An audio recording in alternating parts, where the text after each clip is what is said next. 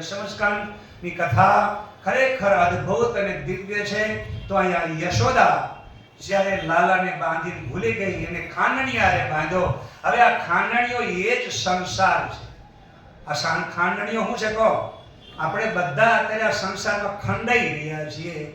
હા, ખંડાઈ રહ્યા છીએ કે હા? શું કહેજો? કરવા ગયા હારું અને થઈ જાય બોલો. નહોતું જાણ્યું અમારે આવું સાંભળવું પડશે અને તોય બોલો કામ સારું કરીએ છીએ તો ખંડાવવું પડ્યું બધાને. ખંડા તો આ ખાંડણિયામાં મને ખાંડી ત્યારે ઘંટે ગાવા માંડી. ખાંડણિયામાં મને ખાંડી ત્યારે ઘંટે ગાવા માંડી. છતાં ધણીએ હું તો રાંડી રે અનુભવ કરવા. છતાં ધણીએ હું તો રાંડી રે અનુભવ. હવે આપણે બધા સંસારમાં છતાં ધણી એટલે ભગવાન છે આપણી અંદર, બોલે બીજો નથી. પણ છતાંય આપણે બધાય કેવા છીએ કહો? એ મારું કોઈ નથી, હું તો આમ ને અમે તો હાવ ધણી વગરના થઈ ગયા, અમે નોધારા થઈ ગયા. તો બોલો રાંડા કહેવાય કે બધા હું કહેવાય? કયો કેમ કે ભગવાન આપણી અંદર છે, બોલે બીજો નથી. કરતું અકર્તું બધું આપણાથી થઈ શકે, પણ છતાંય રોજના રો કરે. ઘણા લોકો તો પાવરફુલ હોય, સત્તા હોય, તો આ કે મારું કોઈ સાંભળતું નથી, તે કુવામ પડો. આવી માનસિકતા તમને જિંદગીમાં હું ફળ આપશે? તમે બીજાના દુઃખ મટાડવાના તો બાજુ પર રહ્યા, પણ તમે તો રો કરશો તો બીજાનું શું કરશો? એટલા માટે યાદ રાખજો, પહેલા તો હિંમતે આમ તમારે મરદ થવું પડે છે. અને પોતે જ્યાં સુધી તમે હિંમત ન રાખો ને રોજના રો કરો, મારું કોઈ સાંભળતું નથી, મારું કોઈ આમ, મારું શું કરવું? અને ઘણા લોકોને એવી ટેવ કે જો ને અમારું કોઈ નથી, જો ને પેલા લોકો પૈસાવાળા છે ને એનું બધું કરે ને એનું લોકો સાંભળે, અમને કોઈ મદદ કરતું નહીં, અમારે શું કરવું? તો એનું જોઈ જોઈને બળતરા જ કરવાની. આને શું કહેવાય કહો? છતાં ધણીએ હું તો રાંડી રે અનુભવ કરવા. હવે અહીંયા યાદ રાખજો, આ ખાંડણીઓ એ સંસારમાં ખંડાયેલા જીવો પોતાને દિનહીન સમજે છે. અમારથી ન થાય, અમે ન કરી શકીએ, અમે તો પાપી છીએ. આ બધાય કેવા છે કહો? છતાં ધણીએ રાંડેલા જેવા છે. અને એવું મોઢું ફોગાડવું લઈને ફરતા આપણને એમ થાય ખાડું હેડિયું પીને આવ્યો છે. હવે એવા લોકોથી ખરેખર આપણને એમ થાય દયા આવે કે હે ભગવાન આને કાંઈક સામું જો. પણ હું સામું જોયા? સામું ભગવાન કે મેં તો જોઈને એને કેટલું બધું આપ્યું છે, કેટલો પાવર આપ્યો છે, કેટલું બધું આપ્યું છે, પણ તોય હવે એનું હૃદય હાવ નપુંસકથી ભરેલું છે. એટલે ભગવાને ગીતામાં અર્જુનને કીધું ક્લેબ્યમાસ્મગમ પાર્થ નૈ તત્વવ્યુપપદ્યતે ક્ષુદ્રમ હૃદય દૌર્બલ્યમ ત્યક્ત્વતિષ્ઠ પરમ તપ. હે અર્જુન, તું ઉઠ, ઊભો થા, આ તને શોભતું નહીં. આવો કાયર થઈને તું આ નપુંસકતાના શબ્દો બોલેશ. તને શરમ આવવી જોઈએ કે હું આ યુદ્ધ નહીં કરું, મારે આ યુદ્ધ નથી કરવું. શું કામ નહીં કરું? તું ક્ષત્રિય છો, તારો ધર્મ છે, તારું કામ તારે કરવાનું છે. તારું કાર્ય તું નહીં કરતો કોણ આવીને કરશે? તારે કે પણ આ બધાય કે ભલે મારે ગમે તે થઈ જાય, સ્વર્ગ મારે જોતું નથી, મારે આના બદલામાં રાજ જોતું નથી. કૃષ્ણ કે તારે રાજે લેવાનું નથી, સ્વર્ગે જોતું નથી, તારે કાંઈ લેવાનું નથી, પણ તારો ધર્મ તારે સંભાળવાનો છે. સ્વધર્મે નિધનમ શ્રેયમ પરધર્મો ભયાવહ. એ જ વસ્તુ તોરલે જેસલને કીધું, પાપ તારું પ્રકાશ, ધર્મ તારો સંભાળ. એ તું તારો ધર્મ સંભાળ. આપણે આ પૃથ્વી ઉપર આવ્યા છીએ, આપણું કામ આપણે કરવાનું છે. એમાં કોકનું વાત કાઢ કરવાનું ઈશો હોય કેન્દ્ર ગયેલા. આવી વાણી જે બોલતા હોય ને આ બધા શું કહેવાય કહો? ક્ષુદ્રમ હૃદય દૌર્બલ્યમ. એને નપુંસક કહેવામાં આવે છે.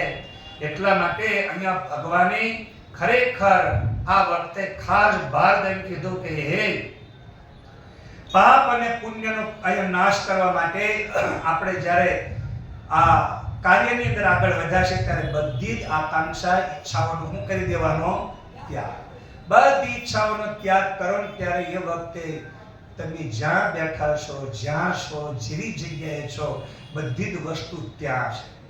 સ્વર્ગ પણ ત્યાં છે, ગોલોક પણ ત્યાં છે, તમે જ્યાં બેઠા છો ત્યાં બધું જ તમારી હારે છે, પણ પારકી આશા સદા નિરાશા. તમે જ્યાં બેઠા છો ત્યાં સ્વર્ગ હોવું જોઈએ, જ્યાં તમે જાઓ ત્યાં વૈકુંઠ હોવું જોઈએ, જ્યાં તમે બેઠા છો ત્યાં બ્રહ્મલોક હોવું જોઈએ, જ્યાં તમે છો ત્યાં અક્ષરધામ પણ હોવું જોઈએ. પણ આપણે બધા શું કરીએ છીએ કહો? અને તો આમ ને તેમ. એટલા માટે હવે અહીંયા પાપ અને પુણ્યનો નાશ કર્યા પછી ભગવાન જ્યારે હવે એ ઝાડવાનો ઉદ્ધાર કર્યો, નળ કુબેરનો ઉદ્ધાર થયો, પાપ અને પુણ્યમાંથી પરે, તો સંસારમાં હંમેશા માં એક એવી છે દીકરાઓને ગમે એમ કરીને એ માયામાં નાખે છે. તો ખાંડણીયારે બાંધી દીધું, પણ કૃષ્ણ ભગવાને પાપ અને પુણ્યથી પરે થઈ ગયા. હવે એ વખતે અહીંયા આગળ હવે એક પ્રસંગ એવો આવે છે કે ધીરે ધીરે હવે ભગવાન છે ને બહાર રમવા જવા માંડ્યા, હરવા ફરવા માંડ્યા. તો નાના નાના વાસણા ગોવાળિયાને લઈ અને ભગવાન હવે શું કરે છે કહો? વનવા ચારવા માટે. છોટી છોટી ગૈયા ને છોટે છોટે છોટો સમનેરો. એ હારું આવડે. જો આવી રીતે ભગવાન કૃષ્ણ નાના ગોવાળિયા બધા વાસણા લઈને ગયા. અને એ વખતે હવે ગામને પાદર, ગામને ગોંદરે એવું થોડું આવું ચરાવતા ધેનુકાસુર, બકાસુર, અઘાસુર આ બધાય મારતા એક વખત હવે એ બધા માર્યા પછી એક પ્રસંગ એવો આવ્યો, બ્રહ્માજીનો પ્રસંગ આવ્યો. ભગવાન તમે જ્યારે અઘાસુરને મારો, બકાસુરને મારો, તો હવે આ બધાય અસુરો જે આવ્યા ને એમાં પહેલામાં પહેલો ધેનુકાસુર એટલે ગધેડો. ધેનુકાસુર એટલે શું કહેવાય? તો ગધેડો. ગામને પાદર બધું ચારતા હતા, ચારીને બધું કરતા હતા. ને ગધેડો શું? ધેનુકાસુર શું કરે? હારું ખાય પોતે, અને બહારના કોઈ ખાવા દે એને લોભ કહેવાય. એટલે ગધેડો છે ને તેમ જોજો, એ લોભનું પ્રતીક છે. એ સારી વસ્તુ ખાય જ ન હોય, કે હડેલી ઉકળા જ ભંભોળતો હોય. આમ સરસ મજાની આમ કોઈ સારી મોલાદ ખેતરમાં ઊભી હોય ને તો કોઈના ખેતરમાં તેને ક્યાંક ગધેડો ચરવા આવ્યો એવું નહીં સાંભળ્યું. એ ગામના ઉકળડા જ ભંભોળતો હોય, અને ઉકળડામાં જ મોઢું હોય. આને લોભનું પ્રતીક કહેવાય. અમારી હારે એક છે ને અમારા પરિચિત બાદમાં અમારા સંબંધિત છે બહુ નજીકના, એને એવી ટેવ આવ્યું સારું બધું આમ ગમે નથી આવ્યું ને તો બાંધીને આંગળીને મૂકી દે. અને મૂકી દે પછી છે ને 15 દાડે મહિને એ પાછું બધું કાઢે બહાર. એટલે આમ નહીં મળતું હતું, નહોતું મળતું. એટલે અમે શું છે બદામ ને કાજુ એવું અમારે કંઈ આવ્યું હોય ને એટલે અમે તો 2 દાડામાં બધું શું થઈ જાય તો પતી ગયો ખબર. બોલો તો એને 15 મહિનો 2 મહિના કાઢો ને તો એને કાંઈ બધું પોતાનું પડ્યું જ હોય.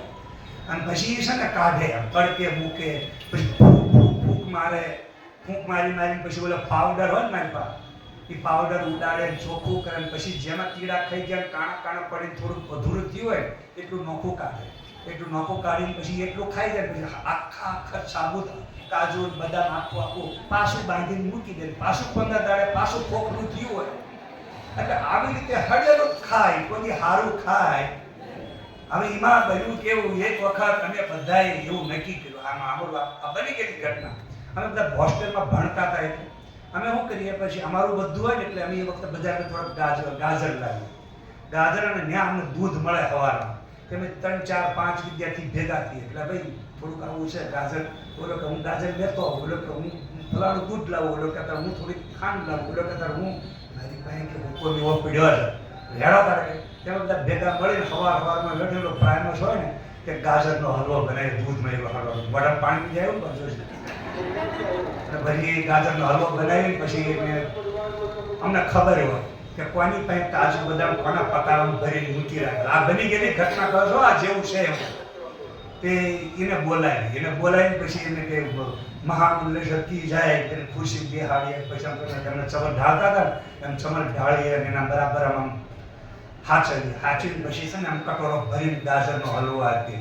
કાજુ બદામ ખાતા પછી છે ને એ પસંદ થઈ જાય. એટલે થોડોક મારી પાસે બદામને કાજુ પીડ્યા છે, હા કે કાલ તમારો વારો એમ કરીને વાટકો ખવડાવી. અને પછી જ્યારે ત્યાં જાય ને અને બક્ષામાં જોવે ને કે મારે કાજુ બદામ કાલ આપવાનું વાત કેવું, તાળું તૂટેલું ફાળે. તાળું તૂટેલું હોય અને પછી કે હારે મારું તાળું તૂટી ગયું, કાજુ બદામ ક્યાં ગયા? પછી કીધું હારું ગોતોય ક્યાં ગયા કાજુ બદામ? ત્યાં પછી બોલો કે પણ આ વાટકામાં કાંઈ હતું ને એટલે ઈ જ હતું તો કાલ આપવું એવું આજ ખાઈ ગયા હોય, બહુ ફૂલાતું. એટલે આવી રીતે ખાધું છે. કહેવાનો મતલબ કે ઘણી વખત એમ થાય કે આ ખાય નહીં અને ખાવા તો એને રીઝવવા માટે ઈનું ખવડાવીને એને રાજી કરવો પડે. હા શું કહું કરવું કહો. અને ભાઈ હવે તમે કાલ ખવડાવવાના હતા, એ કરતા એક દી વહેલા ખાધા, એક દી બે કીડા ઓછું ખાધું, અમે કીડા થઈ ગયા, ગંધ ખાઈ ગયા. કહેવાનો મતલબ કે એનો ઉપયોગ થઈ જવો જોઈએ. જો ઉપયોગ ના થાય તો ધ્યાનુકાસુર આ ગધેડો શું કરે ખબર? ખાય નહીં અને ખાવાય ન દે. એ વખતે બલરામને ઈશારો કર્યો કે આને તું દૂર કર્યું. બલરામે જઈને પૂછડું પકડી ઉલન નાખો એ તો એનો નાશ કરો. આવી રીતે બકાસુર એ બક એટલે બગલો, એ બહુ દંભ કહેવાય. આ દંભ છે ને એ બહુ ભયંકર છે. બહારથી તમને આમ ભગત જેવો દેખાય અને અંદરથી એવો પેટ મેલો હોય ને તે આ બકાસુર ને શું કરે? બધાની જે કાંઈ ગાયો વાસણા ચારવા જાય, તળાવમાં પાણી પીવા બધી જાય ને તો એક પછી એક ગોવાળ ગોસો થાય. બધા આમ કેમ થાય? તો ખબર પડી કે આ બગલો કંઈક કરે. ભગવાન કૃષ્ણે જઈને બગલાને ચીરી નાખ્યો. તો દંભનો પડદો ચીર્યા વગર વાસ્તવિકતા બહાર આવતી નથી. તો આ રીતે અહીંયા લોભ, દંભ. હવે અઘાસુર, અઘ એટલે પાપ, અજગર આળસુનો પ્રતીક છે. પાપ આળસુ વ્યક્તિને કરવું પડે. અઘ એટલે અજગર, એક મોટું મોઢું ફાડીને બેઠેલો અને એમાં બધા ગોવાળિયા અંદર ગયા. ભગવાને એમાંથી બધાને ઉગાર્યા. એટલે પાપ એટલે અઘ એટલે પાપ, એમાંથી બધાને ભગવાને બચાવ્યા. એમ કરતા કરતા હવે એક વખત બધા ગોવાળિયાઓને વહેલા હવારે આમ એમ થયું કે આપણે કંઈક સારી જગ્યાએ, અને હવે મોટા થઈ ગયા છીએ અને હવે આપણે ઘણું સારું થઈ ગયું છે એટલે ઉપડ્યા એટલે એવા આનંદથી મોજથી રહેતા હતા. અને બ્રહ્માજીને ઈર્ષા થઈ. હવે યાદ રાખજો, તમે તમારી જિંદગી એવી જીવો કે આપણે ભૂવા પાણી તો ન જવું પડે, પણ તમે અહીંયા એવી જિંદગી જીવો કે બ્રહ્માને પણ શું થાય? કહો, ઈર્ષા થાય. બ્રહ્માજીને વિચાર આવ્યો કે મારી બનાવેલી સૃષ્ટિ અને મેં આ બધાને અહીં મોકલા પૃથ્વી ઉપર, અને આ લોકો આટલી બધી મોજ કરે છે, આટલો બધો આનંદ આ લોકોને, આટલી બધી એમ કે બહુ એમ કે મજા આવી ગઈ. થાળ આવ્યો એટલે હા, તો એવી બધાને મજા આવી, એવો આનંદ આવી ગયો. બ્રહ્માજીને કહ્યું કે આટલું બધું આ લોકો સુખ ભોગવે છે. હવે અહીં નોંધ લેજો, આ દશમ સ્કંદની કથા છે. ભગવાન કૃષ્ણ બધા ગોવાળો સાથે હવે શું કરે છે? તો રમત રમે છે. શું રમે છે? તો હવે આ સંસારમાં આપણે બધા આવ્યા છીએ, એને શું કહેવામાં આવે છે? નોંધ લેજો, રમવાની બાજી રચી ધરી નવાય નવારો સંશય શોક સ્વભાવથી થયો જીવેશ્વરો સાંભળશો દચી તે કરી. હવે અહીંયા વેદ પણ કહે છે લીલાવત્તુ કૈવલ્યમ. લીલા એટલે રમવા. અહીંયા રમવા માટે આપણે બધા આવ્યા છે. બોલો, આ રમવા આવ્યા છો, રોવા આવ્યા છો? હા, તો રોવાનું ચાલુ શું કામ છે? કહો છે હજી તમારી જેવા રોવે ને તો અમને એમ થાય ચાલો ભાઈ આ લોકો સંસારમાં પડેલા છે, બધી બાજુ ચીતરી મેલ્યું હોય એટલે કદાચ રોદણા રોવે, પણ અમારી જેવા સંતોય રોદણા રોતા હોય તારે આપણને એમ થાય કે આ બધું સંસારમાં ભગવાને કેવું આમાં અદ્ભુત આશ્ચર્યકારક. એટલે ગીતામાં ભગવાને કીધું ને આશ્ચર્યવત પશ્યતિ. આ જગત છે ને આશ્ચર્યવત, આખું આશ્ચર્ય છે. તમે હું કઈ આમાં કઈ નક્કી જ ન કરી શકી. એટલું આશ્ચર્યકારક જગત છે કે એની અંદર શું થઈ રહ્યું છે. બહુ ચમત્કાર જેવી વસ્તુ આપણને લાગે. હવે બન્યું એવું કે જગતની અંદર જ્યારે આવી અચરજ ભરી ઘટનાઓ ઘટે છે એવા સમયે બ્રહ્માજીને વિચાર આવ્યો કે આ લોકો સંસારમાં બધા રોદણા રોતા હોય છે, રો કરતા હોય છે, તો આટલા બધા રમે છે, આ રમણ કરે છે, આનંદ કરે છે, તો હવે આનંદ શેમાં રહેલો છે? બોલો, શરીરમાં છે કે આત્મામાં છે? હા, તમે ઊંઘી જાવ ગાઢ નિંદ્રામાં ત્યારે ત્યાં તમને આમ બળતરા થાય છે, હોય બાપા મરી ગયો, હોય બાપા મરી ગયો, તો ત્યાં શું કરો છો? કહો, બિલકુલ. કેમ કે તમે સુષુપ્તિ કાલે સકલે વિલીને. વેદ કહે છે ગાઢ નિંદ્રા વખતે તમે આત્માના સ્વરૂપમાં લીન થઈ જાઓ છો. જ્યારે આત્માના સ્વરૂપમાં લીન થઈ જાઓ ત્યારે ત્યાં આનંદને એ જ વસ્તુ જાગ્યા પછી તમને મળતી નથી ને, એટલે તમે સંસારમાં દોડ કરો છો અને સંતોષ પણ થતો નથી. કેમ કે આત્માના આનંદની સમાન તમારું મન અહીંયા જે સુખ મળે છે ને એમાં એની બરોબરીનો એને સંતોષ થતો નથી.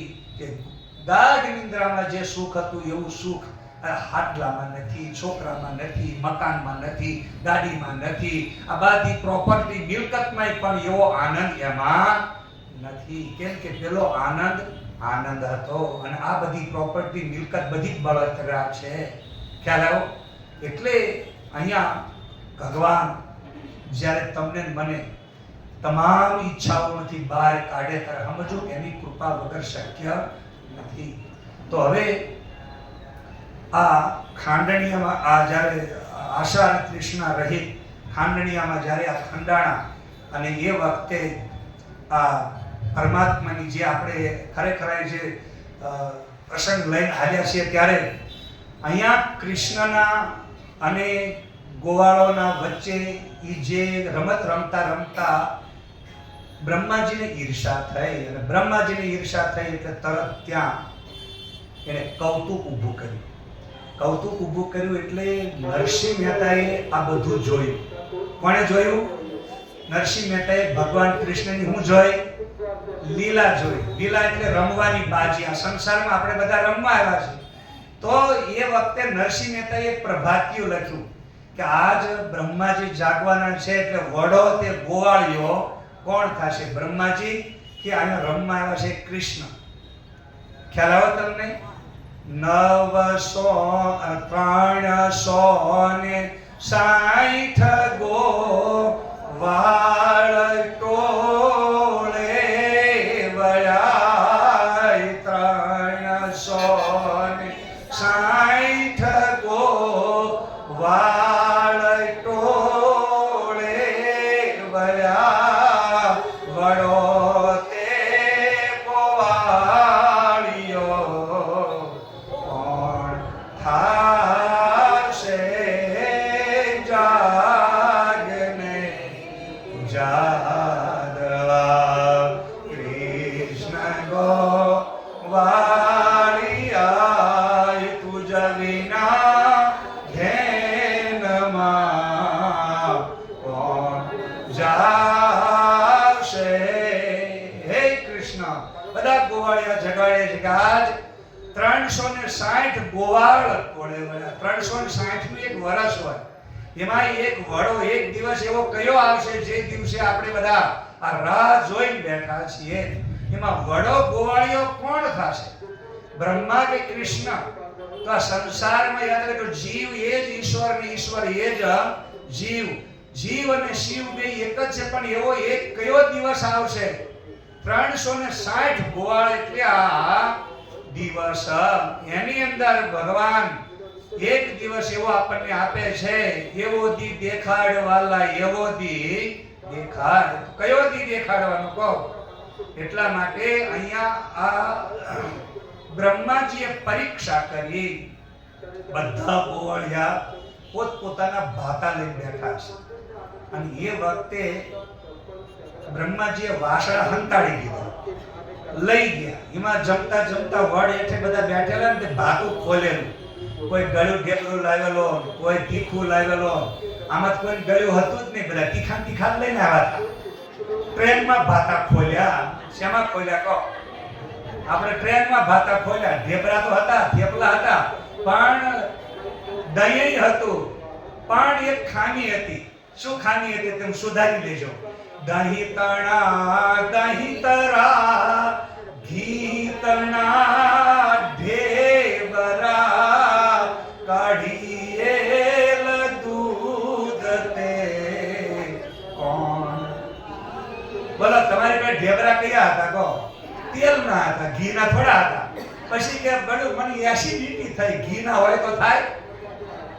લ્યો, હવે તેલમાં તબદર કરી બન્યાનું ઝાડા થઈ ગયા, પેટમાં બધું હજમ ના ટાઢો ખાઈ બગડ્યું. પણ ઘી વાળું હોય તો બગડે? બોલો કાંઈ થાય? આ તો તેલ હતું પાછું કયું હતું? કપાસિયાનું હતું. પછી કે મને કપાસી થઈ, ક્યાં ઢીચણે? તો ઢીચણે કપાસી જ થાય ને પછી કહો.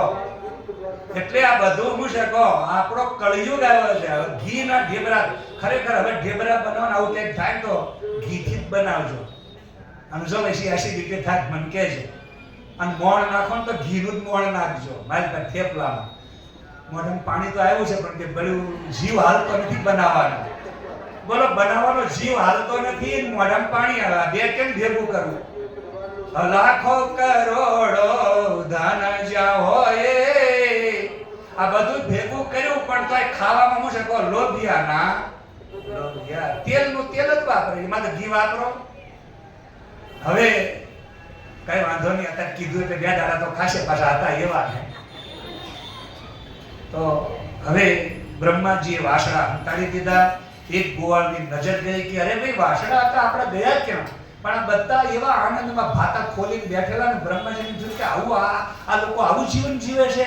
બોલો કે લે હું તને ગોળનું દડબું આપું, તું મને મરચું આપ. બોલે કે હું તને અથાણું આપું, બોલે કે તું મને મરચું આપ. અને એકબીજાના અથાણા ભાતા ખોલી ટ્રેનમાં એવા ખાતા હતા. મને કે બાપુ તમને હું આપું? જે લાવું એ આપો. તો ખરેખર આવા ભાતા ખોલીને બેઠેલા બધા ગોવાળિયા ખાતા હતા. અને બ્રહ્માજીની અંદર કેવી મોજ કરે છે આ લોકો, કેવું ખાવા બેઠા. બોલો, તમારું ભોજન જોઈને બળતરા થાય. કોને? બ્રહ્માજીને.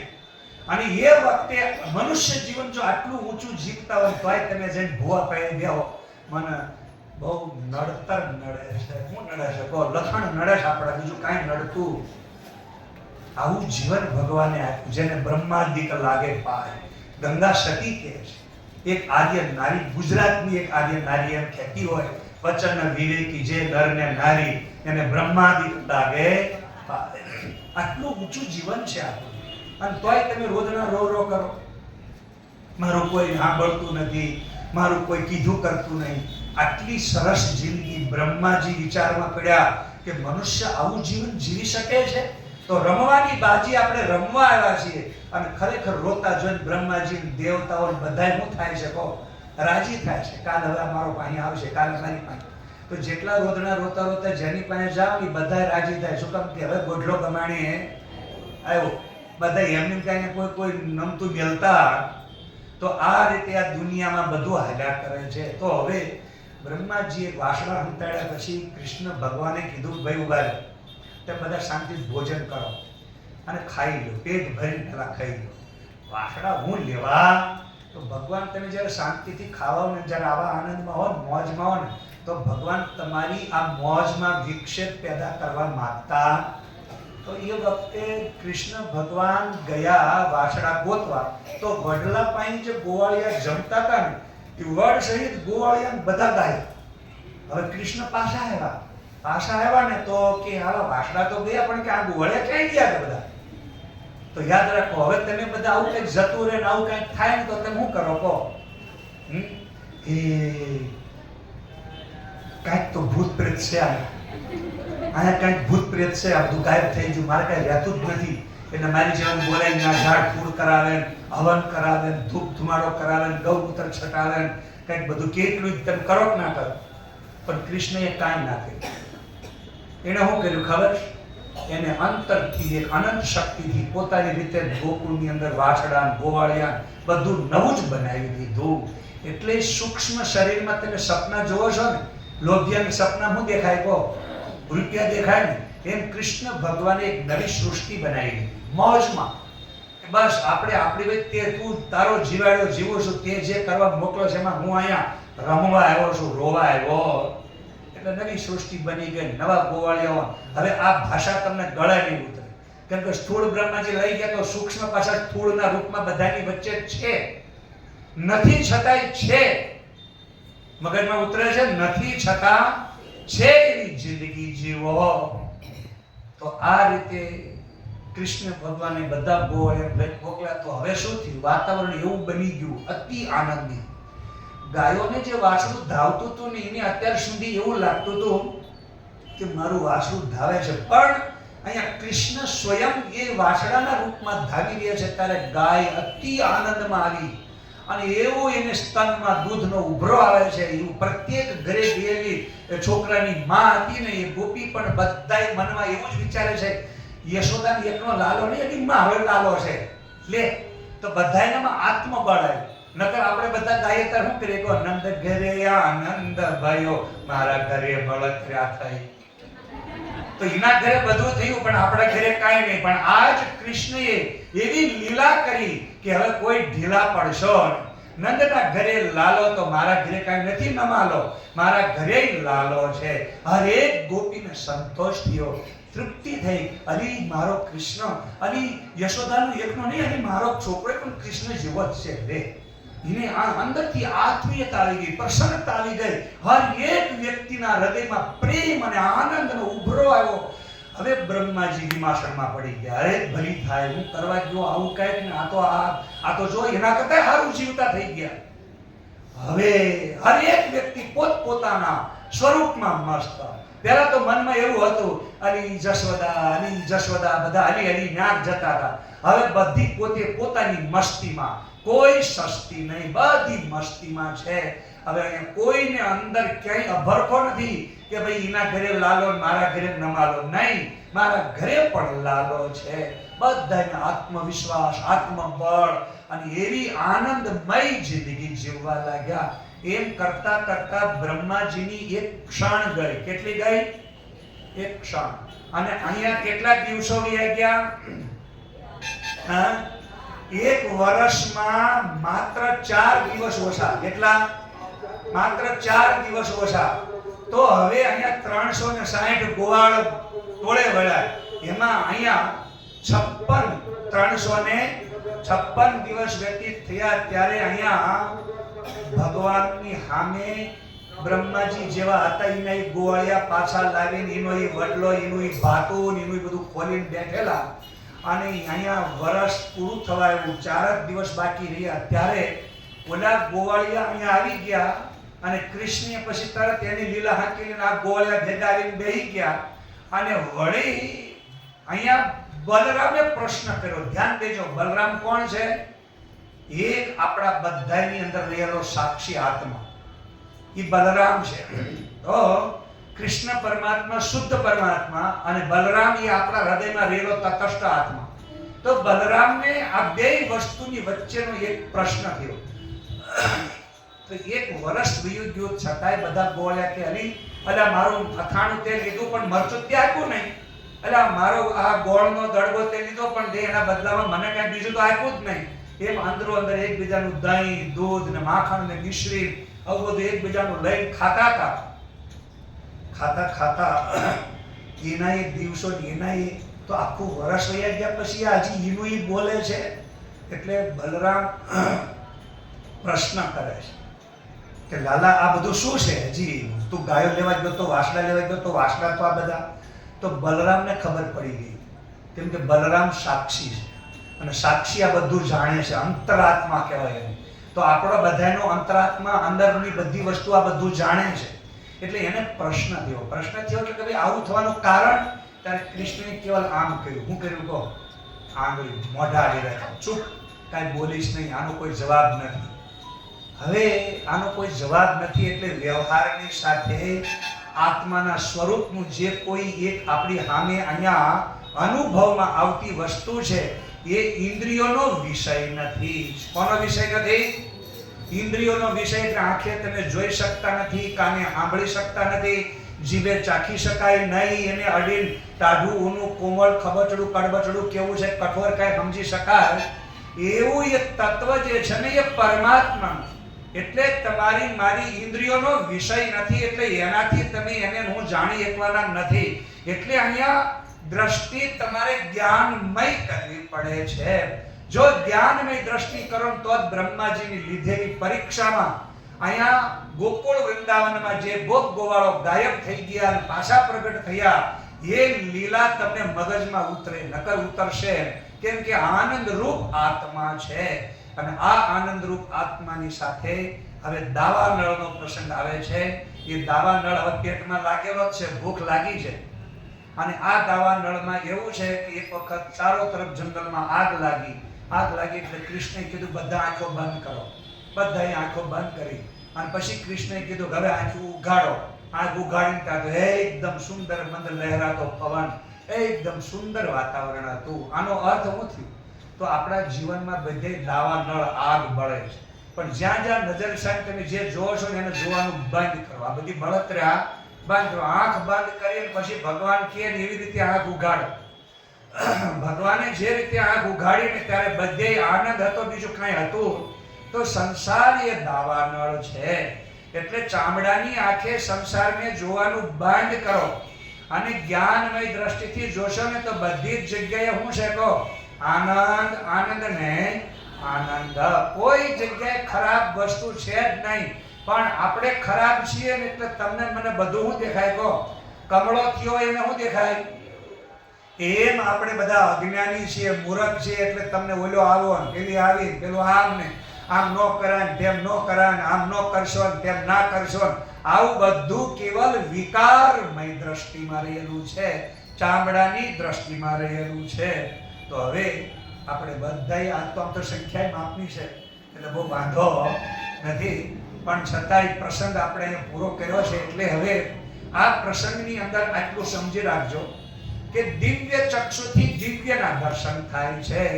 દિવ્ય ચક્ષુથી જ દિવ્યના દર્શન, ભૂતિઓ સાચી લાગે મળ્યા સંત સોહારી. શ્રુતિ એટલે વેદ ઉપનિષદ આપણને ત્યારે જ સાચા લાગે જો અંતરની આંખ ઉઘડે તો.